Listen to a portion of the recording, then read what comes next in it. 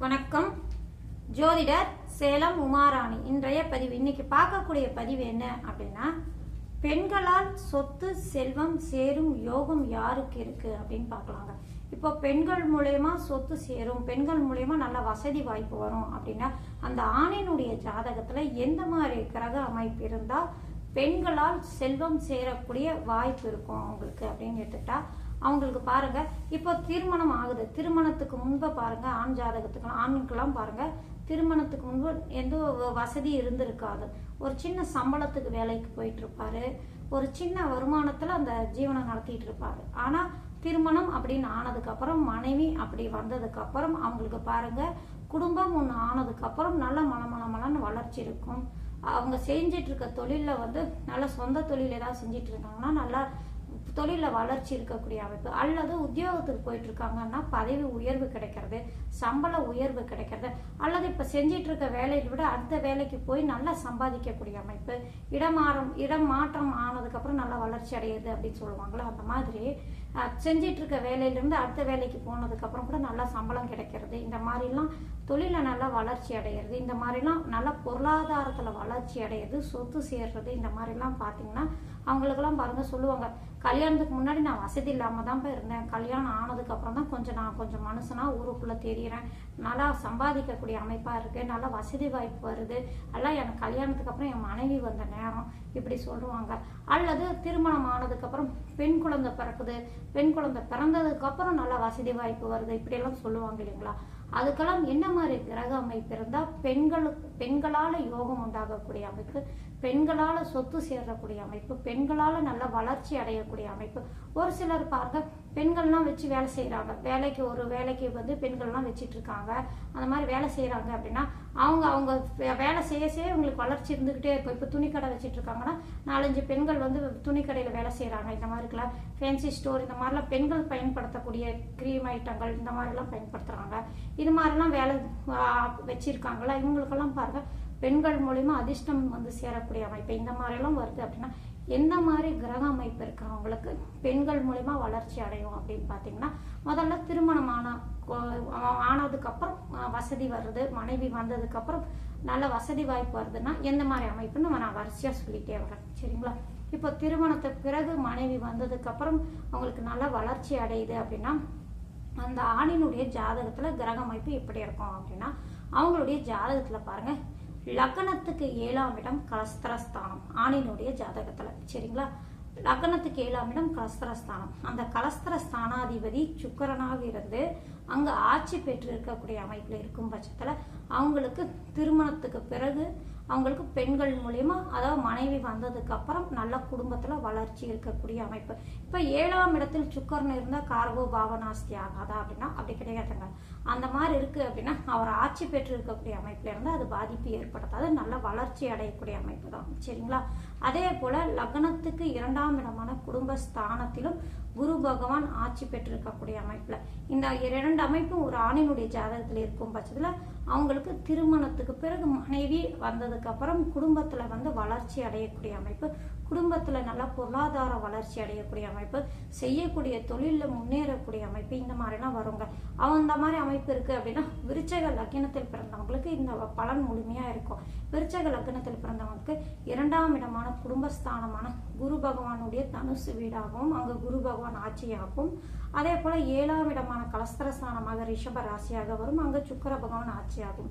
இந்த மாதிரி அமைப்பு இருக்கக்கூடிய ஜாதகருக்கு அவங்களுக்கு பாருங்க, திருமணத்துக்கு பிறகு குடும்பம் அப்படின்னு ஆனதுக்கு அப்புறம் மனைவி அப்படின்னு வந்ததுக்கு அப்புறம் நல்ல பொருளாதாரத்துல வளர்ச்சி அடையக்கூடிய வாய்ப்புண்டு. என்ன இந்த மாதிரி கிரக அமைப்பு இருந்தால் அவங்களுக்கு திருமணம் கொஞ்சம் தாமதமாகக்கூடிய வாய்ப்புண்டு.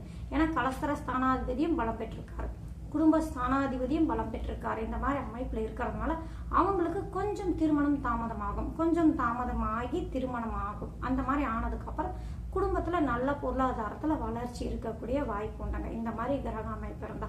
அடுத்தது என்ன சொல்றாங்க நம் முன்னோர்கள் மூல நூல்கள் அப்படின்னா, 3 பாவ கிரகங்கள் ஒரு ராசியில சேர்ந்து இருந்தாலும் அவங்களுக்கும் பெண்களால யோகம் உண்டாகக்கூடிய வாய்ப்பு உண்டு அப்படின்னு சொல்லப்பட்டிருக்காங்க.